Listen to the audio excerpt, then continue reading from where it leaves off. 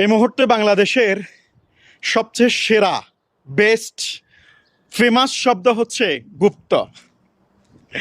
ছাত্রদল ছাত্র শিবিরের সাথে ঝগড়া করে লসে হলো, ছাত্রদলের লসে হইল। যদিও ছাত্রদল তো শুধু নাম, কিন্তু তারা তো ছাত্র নয়, তারা হচ্ছে টোকাই। সেটা মানুষ দেখছে, আমরা দেখছি।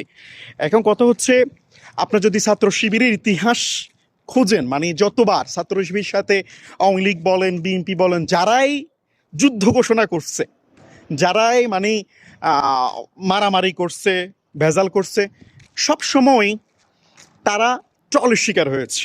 এবারও এরকমই হয়েছে। ছাত্রদলে যেই ছাত্র শিবিরের সাথে ঝগড়া করলো, এখন তো পুরো বাংলাদেশে ছাত্র শিবির আরও ফেমাস হয়ে গেছে। সিরিয়াসলি আপনি দেখেন বাংলাদেশে ছাত্রদলের কিভাবে লস হলো। এখন বর্তমানে গ্রামে গঞ্জে বাড়িতে কোথাও আপনার বিদ্যুতের খাম্বা আছে কি না, বিদ্যুতের খাম্বার উপরে লেখা গুপ্ত নেতা লন্ডনে, গুপ্ত নেতা লন্ডনে। তো মানে বিএনপির ধরেন ছাত্র শিবিরের সাথে এখন মানে তারা গ্যাঞ্জাম করে বিএনপির জনপ্রিয়তা আরও কমছে। বিএনপি বলতে ছাত্রদলের জনপ্রিয়তা তেমনি নাই।